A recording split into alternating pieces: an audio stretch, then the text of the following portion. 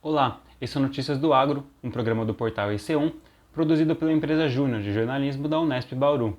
E na edição de hoje, você fica por dentro de novos programas anunciados pelo governo, de novos investimentos internacionais no Brasil e muito mais. E a produção de trigo no estado de São Paulo está abaixo do esperado. Segundo a Câmara Setorial de Trigo do estado de São Paulo, a colheita será de 400 mil toneladas nessa safra, enquanto a previsão era de 550 mil.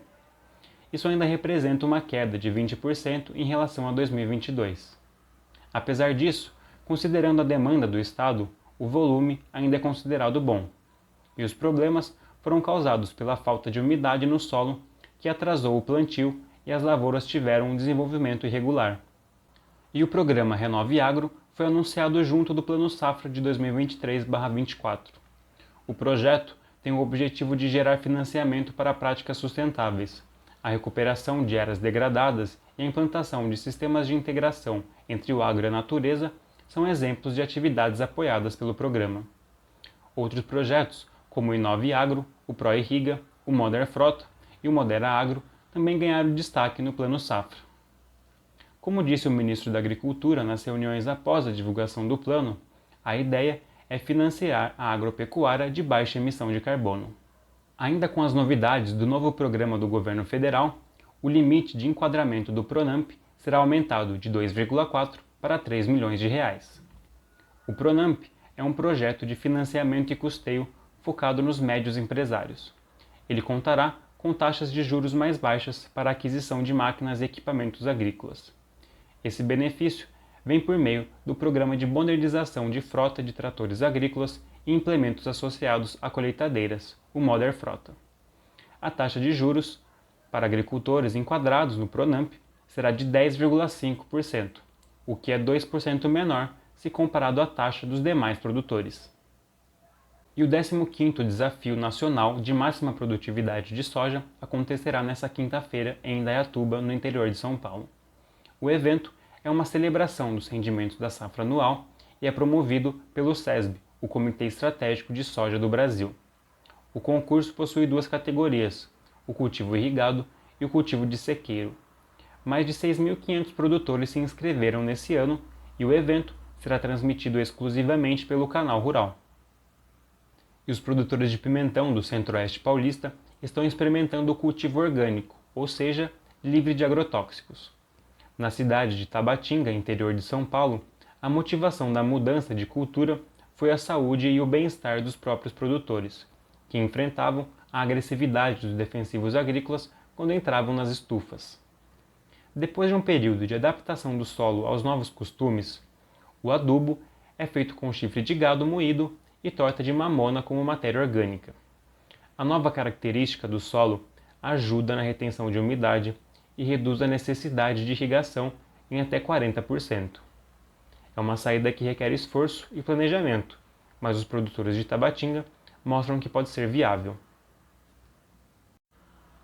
Agora sobre o mercado de bois, que está abrindo a semana com preços estáveis. A oferta de animais de safra, por enquanto, não apresenta grande incidência prevista para julho. O mercado físico do boi gordo registrou preços estáveis nesta segunda-feira, dia 26. Segundo informações da consultoria Safras e Mercado, a semana iniciou com baixo fluxo de negociações. Porém, a tendência de curto prazo ainda sugere a alta dos preços, considerando o encurtamento das escalas de abate em grande parte do país. O próximo período de virada de mês é um motivador importante nesse sentido, considerando o aquecimento da demanda com a entrada de novos salários na economia. E os produtores rurais sofreram um prejuízo milionário após o ciclone no Rio Grande do Sul. O ciclone extratropical que atingiu o Rio Grande do Sul nesse mês de junho foi o motivo de uma crise enorme para os produtores da região. Além da perda de produção, outro prejuízo muito representativo para os produtores foi que a parte fértil do solo foi arrastada pela correnteza. O município de Caraá, no litoral norte do estado, viveu a maior cheia de que se tem registro, gerando um prejuízo de mais de 16 milhões de reais para a agropecuária. E a energia solar é foco de investimento no Brasil. Esse tipo de produção de energia tem o poder de fazer o produtor economizar e ainda otimizar sua produção até em períodos de escassez. Nos últimos anos, com o avanço da tecnologia, formas de produzir energia de modo mais sustentável e ecológico começaram a surgir. No meio rural, a energia solar é uma alternativa para conseguir reduzir gastos com uma baixa manutenção. No sistema de irrigação, por exemplo, ela tem sido bem vantajosa porque reduz em até 90% os custos em relação à energia elétrica, uma vez que o produtor passa a gerar sua própria energia. Além disso, devido à grande área aberta e iluminada, as regiões agrícolas são propícias para a instalação de painéis solares, o que colabora para a diminuição do uso de água, de produtos químicos e de mão de obra. E um fundo internacional prevê investir 70 milhões de dólares na produção de energias renováveis aqui no Brasil. O Climate Investment Funds, ou CIF, promete esse aporte milionário na gestão de rede e estocagem, para tornar constante o fluxo de energia solar no sistema elétrico nacional. Esses recursos fazem parte de um programa lançado na COP26, a Conferência Climática da ONU, realizada em 2021. O Instituto Agronômico de Campinas pesquisa sobre a produção de café descafeinado. O Instituto Agronômico de Campinas, também conhecido como IAC, após mais de 20 anos de pesquisa, iniciou a etapa decisiva para a produção de um café descafeinado. O IAC desenvolve cultivos da espécie arábica e também está realizando testes em outras espécies com o objetivo de gerar grãos de baixo teor de cafeína. O IAC pertence ao governo do estado de São Paulo e está procurando parceiros privados para dar suporte e finalizar a pesquisa. O estudo, que se iniciou ainda em 1999, tem um potencial econômico interessante, visando os mercados consumidores dos Estados Unidos e da Europa. E o Sudeste demonstra potencial na cafeicultura e exibe faturamento das lavouras de café. Segundo o levantamento da Embrapa Café, sobre o valor bruto da produção de cafeicultura brasileira, a região Sudeste foi o destaque no faturamento das lavouras, correspondendo a 88% da produção brasileira. O valor apresentado foi cerca de 45 bilhões de reais. As demais regiões foram respectivamente a Nordeste e Norte. A estimativa do valor bruto de produção para o ano de 2023 no setor cafeeiro é de mais de 51 bilhões de reais. E o setor agrário gerou cerca de mais de 3 mil empregos no mês de abril. O agro foi o setor que apresentou a maior percentual de crescimento no estoque de empregos em relação ao mês anterior.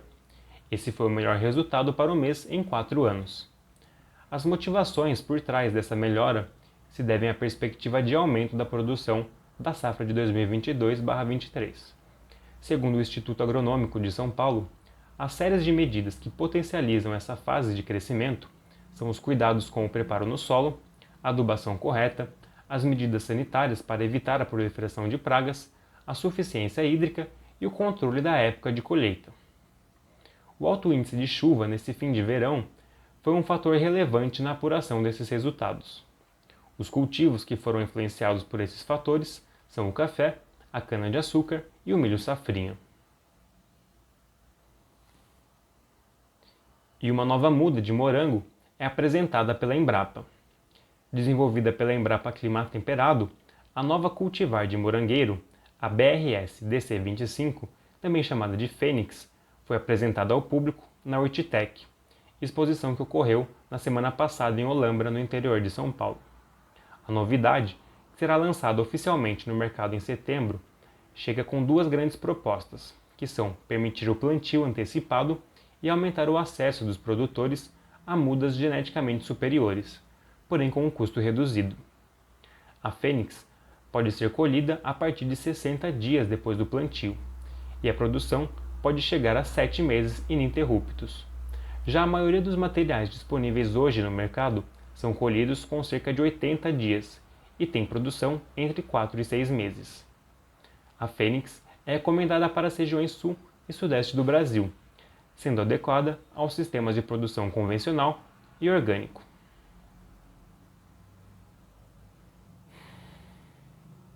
E uma parceria internacional vai gerar indicadores de sustentabilidade do café. Uma parceria entre a UPL e a Embrapa Territorial vai desenvolver métricas e indicadores de sustentabilidade na produção de café no Brasil. A UPL é uma fornecedora global de produtos e soluções agrícolas sustentáveis. O projeto visa diferenciar o café dos produtores que investem na descarbonização e fornecer aos consumidores mais informações sobre quem produz o grão. E obrigado por acompanhar mais um programa. Se você quiser saber mais, é só acessar o portal RC1 e eu te espero na próxima edição.